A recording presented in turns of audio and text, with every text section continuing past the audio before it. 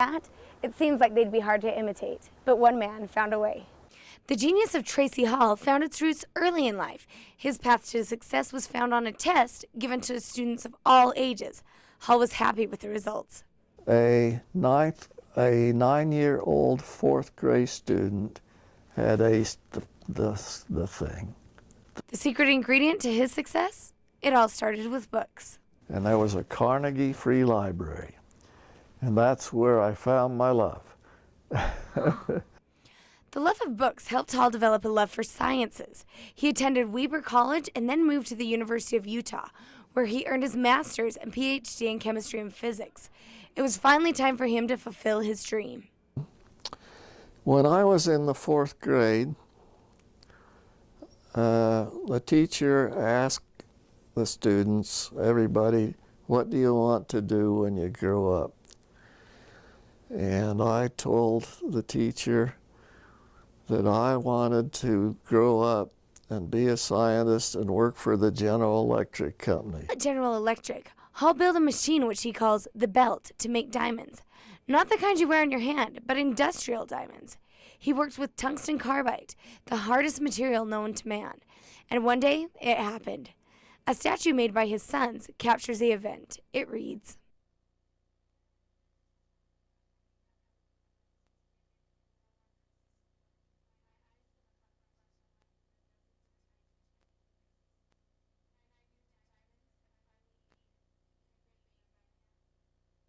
but as everyone knows, what glitters is not always gold. For Hall, his dream ended prematurely when General Electric took credit for the belt.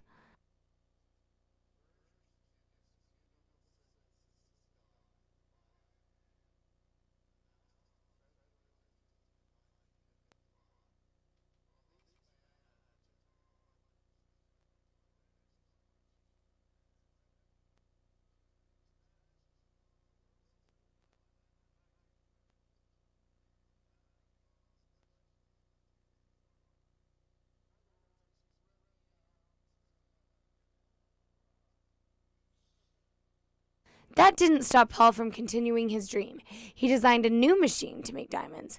This time it was called the tetrahedral press. He started the company Mega Diamond in Orem, Utah. Diamonds are a household item to Hall.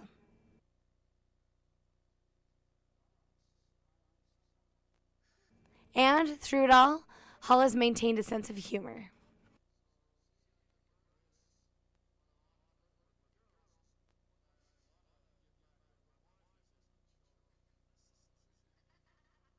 Emily Bell, KBYU News, Provo.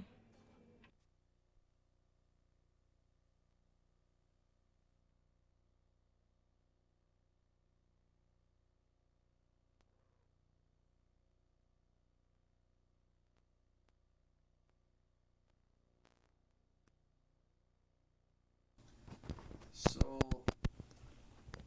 we started them out. There was cloth in Zimbabwe. It was interesting. They made good cloth in Zimbabwe. So you had that part. Yeah. But then you needed bats, batting. Yeah. Okay. And batting was not there. The Relief Society in Salt Lake City sent us one batting, and there was no more we could find in Zimbabwe. But fortunately, I thought, well, they had an army. They must be making sleeping bags for the army, and I found out that they were. And so they had lots of scraps. Sorry. That is false. Sorry about that. So fortunately, and I'm so surprised that I found this in Zimbabwe, was a big bottle of spray glue. And so we take these pieces and overlap them. We laid them out on newspaper in the church floor and then sprayed it. And it hung together. Now my wife kept saying, Oh, they'll be terrible. The first time they wash those, the thing will fall apart. But it never did. Our bed's not made. I'd walk in, you'd show you, I know the bed's not made up. We've washed that thing dozens of times, and it never fell apart. So you glued the fabric together to make padding? Yeah, that's the way we did it. Now, unfortunately, the blacklight ladies are timid. Black men are really, oh, I don't know how to say it. The black man is king in his house. He really is, you know. And so we got this idea, set them up with some money. And then with this money, they were to buy the cloth, and we just did tuft work. We didn't get that fancy. And so my wife set up a system. Well, okay, you have this money now. You build your first quilt. We started out easy with small quilts, and so we had this deal where you pay your tithing out of what you made, and then you buy the rest of your materials, and then we started off, and I guess we must have made 100 quilts, and that was something that the blacks would buy because they needed that. How long were you there on that mission? We were in Zimbabwe for 1 year. In 1986? Is that what you said? No, 1981, 82. Oh, yeah. We were some of the earliest missionaries to be in that country. So anyway, the system tended to work, but they tended to spend their money on luxuries, stuck on people. They didn't need radios, or they didn't need anything else, but they'd spend their money in something they didn't need. Yeah. So they'd come to Sister Hall and say, "Sister Hall, I don't have any money to buy my stuff." And so we had that problem with them. But anyway, to make a long story short, we ended up with a great big pile of baby quilts, and there were still white people, you know, yeah, mostly blacks, you know, but there were still white people there, and so they sold a lot of those things. But just towards the end of our mission, we had been to another town, and in a store there sold a big stack of quilts about that high, worth $600. And so I went to the bank to get my money that I was supposed to get for everybody, and somehow the blacks, well, I don't want to say too much about them, but they're sometimes kind of dumb. But they were kicking white people out and putting white people in, and they weren't ready for that yet. They needed to ease them into that. And, well, anyway, the bank owed me $600, and I kept calling by phone and saying, I need that money, I need that money. And at 5 minutes to when the bell would have rung on me, I said, I said, "Get me a white man. Get me a white man. I need to talk to you." Well, unfortunately, my white man didn't come soon enough, and I lost $600. Oh boy. That sounds like quite an experience. That's crazy. Oh, it's a beautiful country. We enjoyed it, actually. That's so wonderful. When we could only stay there for 1 year, so they moved us down to South Africa. Oh, really? Mm-hmm. To finish up your mission? Yeah, see, moms and dads, grown-up people, usually go as wife and husband. Yeah. And so when we went down there,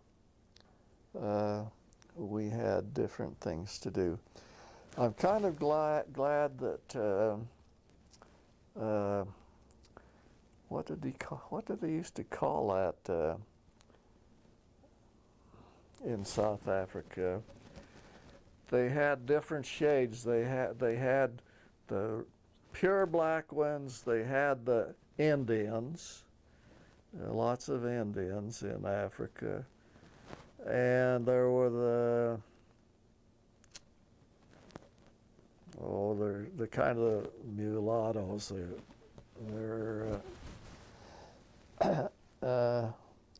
Anyway, apartheid was taking place down there, and it was better for them to be in that situation, because right now, when who was the man that they kept in jail for ages? The black man who. Oh yeah, I know who you're talking about. It's What is his name? something with an M, I think. Well, anyway, with this people apart like this, it actually did work to our advantage in trying to get in homes and whatnot. Oh. But now there's no apartheid, and the country has run wild in a way.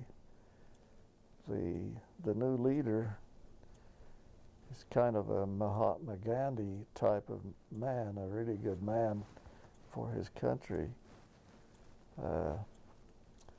But a lot of things have flared up. Yeah. Even up in Zimbabwe, though, things have got loose, and Mugabe is a dictator. See, that's a dictator in that country, and he had promised the men in the army that they could have all of the farms. Well, what do these army men know about farming, see? So they went in there and they have killed hundreds of white farmers. Stupidest thing. And, well. Sad. Very sad. So, I heard, did you grow up in Provo? Where did you grow up? Did you grow up here in Utah? I was born in Ogden, Utah.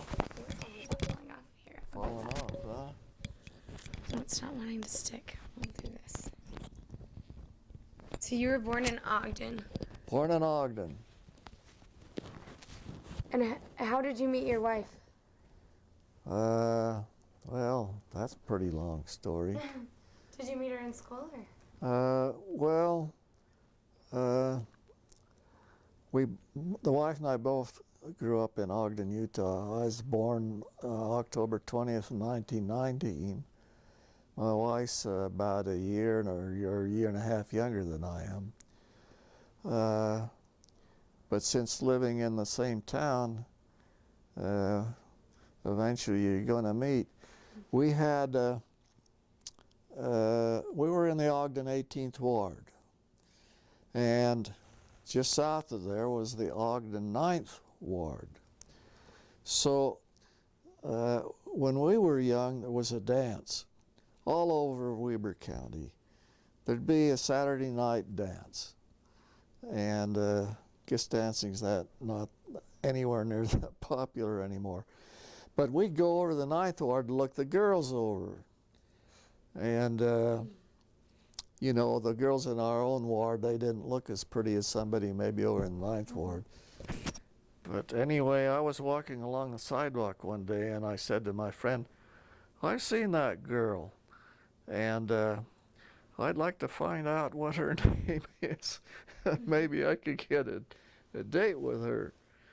And so I didn't quite know how about to get a date, but eventually I did get a date. And as the years went on, of course, we got thicker and thicker. I think we were out there unmarried for a year and a half. But we finally got married on the, gotta think this out, 24th of September of 1941. Wow. Yeah. And let's see. In the Salt Lake Temple. Really? How many kids did you have? How many kids did you have? 7 children. It's a big family. I had 35 grandchildren. Oh my word. And 9 great-great-grandchildren. You guys did your job. That's wonderful. Tell me about, I know someone in class had mentioned that you invented synthetic diamonds or something like that. Yeah, that's right. How did that come about? Well, that's kind of a long story also. That's all right. I like long stories. Well, I don't know where to start hardly. I've just been reading some interesting books concerning our family today. Well, let's see. I was born in Ogden. I went to public schools in Ogden. From Ogden, we moved to a farm in Marriott, Utah. Marriott is about 5 miles north and west of Ogden, Utah. That's a farming community there. So I went through the schools there. Maybe it wouldn't hurt if I bragged just a little bit. Do it. But the school department in Weber County, Utah, decided to have a situation where they would answer or define questions. And these questions would get harder and harder and harder, clear from the 1st grade up to the 12th grade in the schools. And so I've lost this again. Okay, this time it's going to stay. I'll figure it out. Okay, so they have this competition for questions. Yeah, more and more difficult as time went on in those things. So one day, my mother got called into the schoolhouse, and they wanted the superintendent of schools and some principals and other to come and meet at the Marriott schoolhouse. And the reason they came there was to tell us that me, a 9-year-old 4th grade student, had aced the thing. Wow, that is amazing. Well, I'll tell Prodigy. I'll tell you how come I did it. Good. They had a Carnegie Free Library, that was 5 miles away from where I lived. But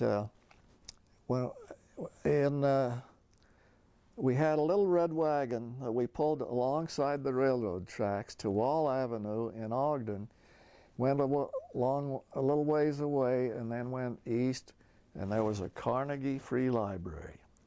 And that's where I found my love. God bless Carnegie. My father always told me, never envy a rich man. They do. Most men will do good with the money that they have. So there was a Carnegie Free Library, and I studied everything at the library. You could go and, boy, I keep undressing me or something here. But anyway, that place was just an amazing place, and I found my I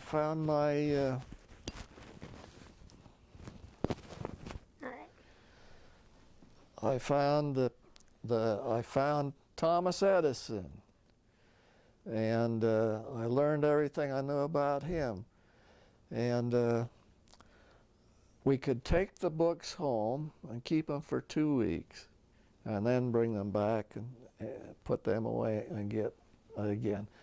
Well, that carried on in my life for quite a long time. So I was learning more at the library than I was learning in school.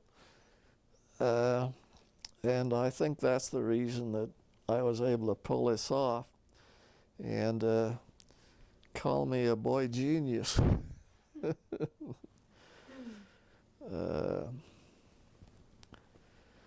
Well, let's see. Okay. Eventually, of course, I left that school and I went to another school. It was in Wilson Lane. And while in Wilson Lane, I've always been scientific all my life, delving into everything. I could back up a little on this story. In Ogden High School, they had practice drawing. Let me show you an example of something anyway. I learned how to make drawings for things. See? Take them out of my head, put them to paper. These are the drawings you have. And with these drawings, can I show the camera?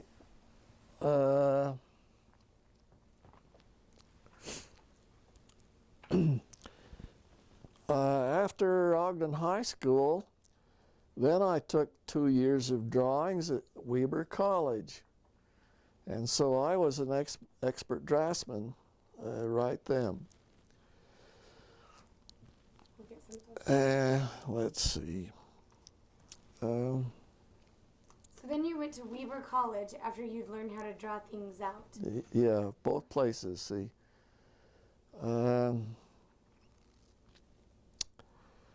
Let's see where we should jump from this, maybe.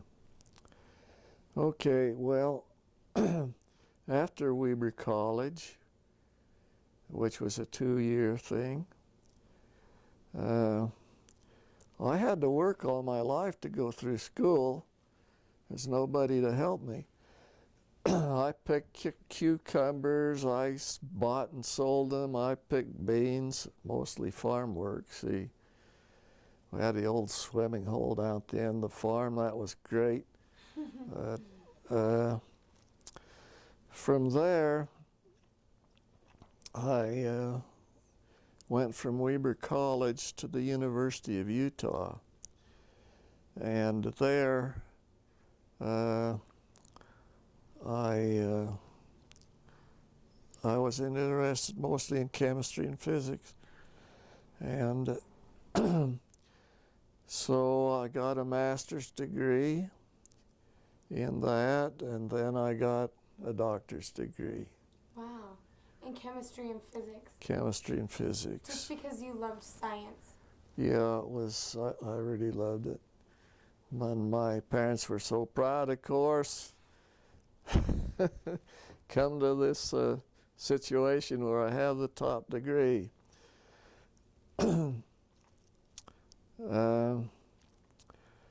So after, I can back up a little bit. When I was in the 4th grade, the teacher asked the students, everybody, what do you want to do when you grow up? And I told the teacher that I wanted to grow up and be a scientist and work for the General Electric Company. I knew that much about General Electric Company being a big company. And as the years went by, it happened. I managed to get a job at the General Electric Company.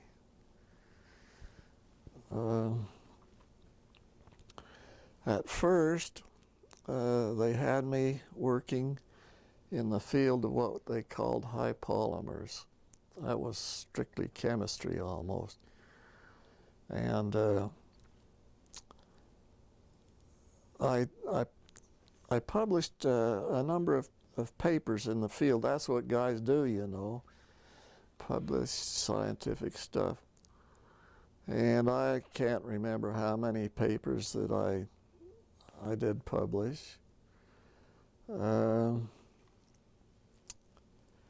And then after a time, General Electric decided that they were going to try and turn graphite into diamond.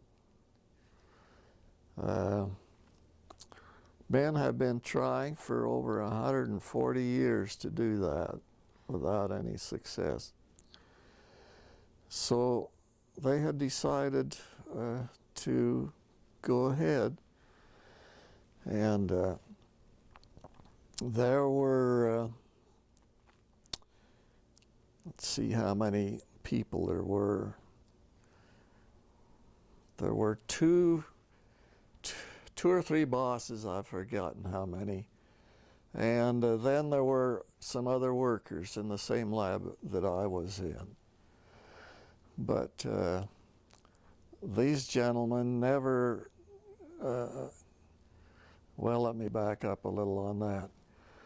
For I made this apparatus, and these are actually the drawings on the apparatus here.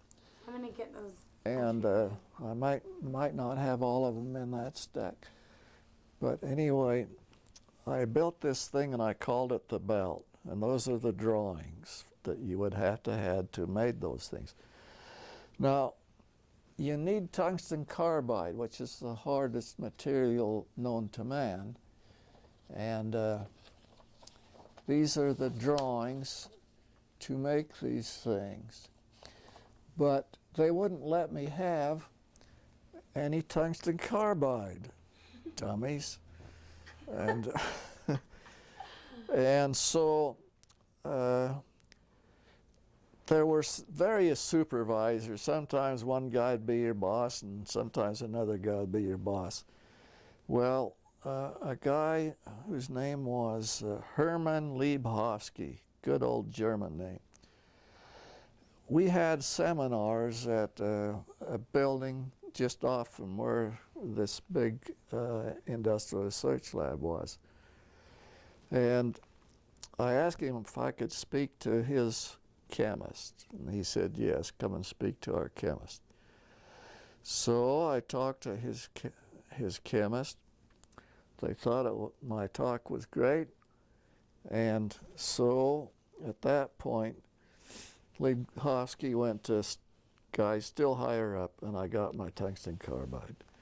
So now that I had my tungsten carbide, I entered a brand new world. And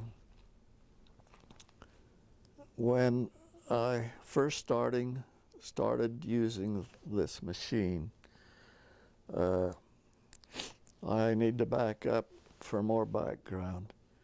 By the way, I've been asked to write a complete story of how I came to make diamonds. Oh, wow. It's going, if I ever get it written, it will be in a periodical called Invention and Technology. Wow.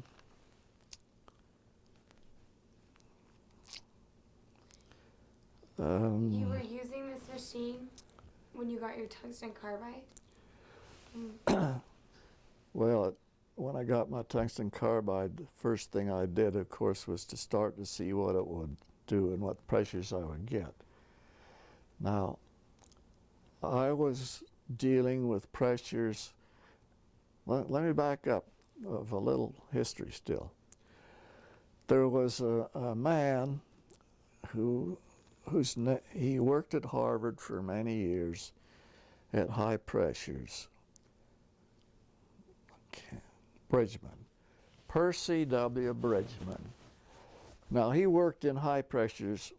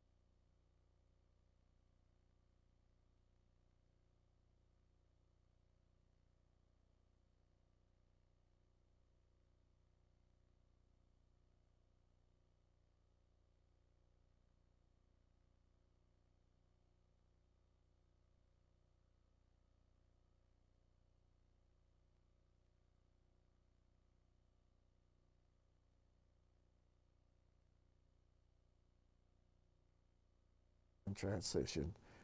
I forgot all the ones that there were. But anyway, that finally gave you a curve that you could use to tell what the pressure was. Then you put a thermocouple in there at the same time. And getting the thermocouple in at the same time and doing the pressure all at once was a pretty hard trick sometimes. But if we back up some more, I had determined that I certainly was having the highest pressure along with the highest temperature that man had ever accomplished. So the next thing to do was to see if you could make some diamond.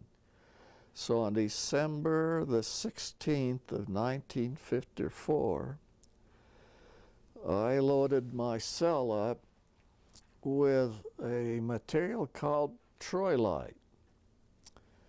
I thought this might be a catalyst to turn graphite into diamond, because I went to as high pressure as I could get and the graphite would not go. You got to have some intermediate something to make that go. Now, I discovered from reading that in Meteor Crater, Arizona, there's a huge, the Earth hit there sometime long ago. But there was a mineral called troilite in that. So I'm going to try this and see if this will be a catalyst to make diamond. So I used a graphite tube as my heating element. And in that, I had powdered up some of this troilite and packed it in there, put everything back together, put all the stuff in the machine, ran it up to a pressure that I thought would be adequate, turned on the heating, and then I opened my machine. I had to knock that apart to get it out, and open up the graphite. Opened it up, looked inside, and here I caught the flashing glint of some tiny triangular, little tiny, like grains of salt, and they were a bit yellowish. And the diamond that is in nature is often yellowish. And so I looked at that, go over on that statue with me and read what it says on it. This one over here. My hands began to tremble, my heart beat rapidly, my knees weakened and no longer gave support. My eyes had caught a flashing light from dozens of tiny triangular faces, and I knew that diamonds had finally been made by man. Wow. That is so neat. Can I get a shot of that when we're done? Can I get a picture of that when we're done? Sure. Okay. That is so neat. So that was the moment. That was the moment. No, what did the people that you worked with, what did they say? Could they believe Oh, my comrades, so to speak, if you want to call them that. They didn't accomplish anything. I was the only guy who I carried the whole thing. Well, let's go see something else first. Okay. I'll take this off. Okay. Now the boss was Suits. Now he ought to have opted to go get me a Nobel Prize, but he didn't. Come in here and I'll show you what he did. Oh, good.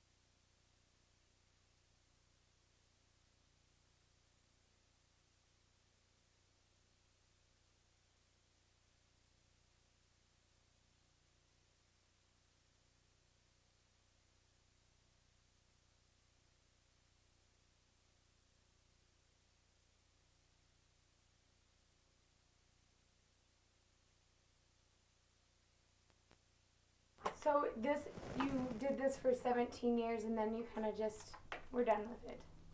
Yeah, anybody could use it after that. Along the way, we decided to go into commercial business right here in Provo, Utah. And we formed a company which is still going. It's called Mega Diamond. They're making diamond down on, let's see, do you know in Provo where the Provo River goes by and where there's big transformers and stuff on that side, I think.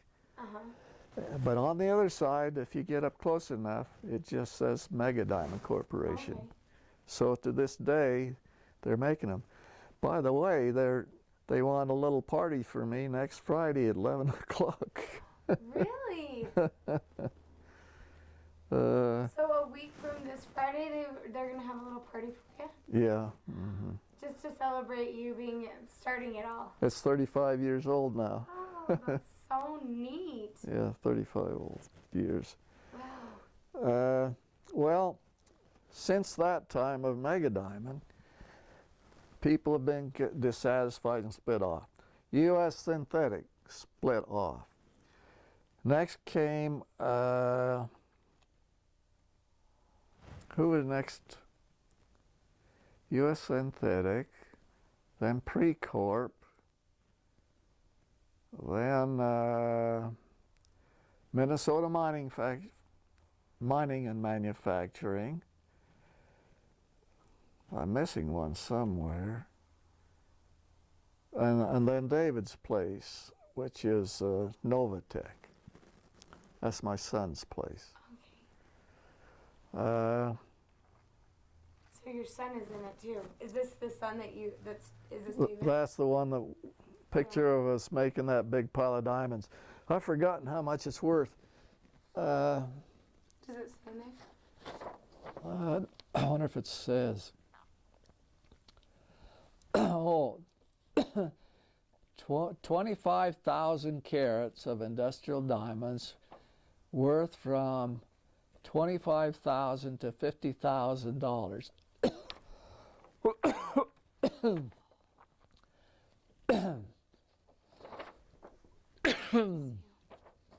Talking too much. With Dr. Tracy Hall left, who made the world's first synthetic diamond, and his son David Hall, and founded Mega Diamond Provo 13 years ago, which makes the product. David manages it. He did manage it at that time, but things got shifted around. The product is used in grinding wheels, cutting saws, and other tools in industry. Today is the 25th anniversary of December 16, 1954, when Dr. Hall made the world's first synthetic diamonds in the General Electric laboratories in Schenectady, New York. 2/3 of the diamonds used today in industry are synthetic. The pile in the picture consists of minute synthetic diamond particles, each about the size of a grain of salt. So you made it mostly for the purpose of industrial. Yep. Yeah. Wow. That is so neat. And so what kind of a connection do you have with it today? Are you just done with all that? Well, one of the things that you do with diamonds is use them in some way industrially. Now you can use grains of grit like that and put them in grinding wheels. That's one thing that you can do. You can use them as a loose grit, and if you make finer ones, you can go to well, when you start trying to polish something, it's rough first, and you keep getting finer and finer stuff, Yeah. so it's just like powder. Let me think a minute.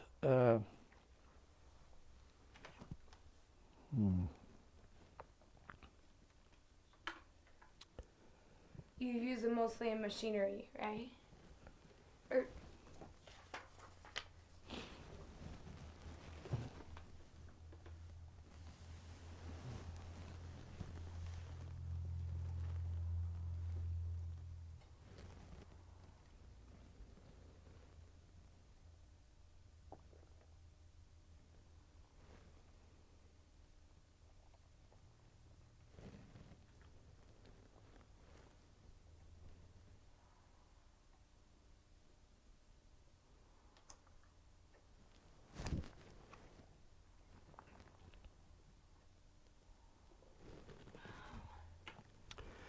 General Electric sued us Really?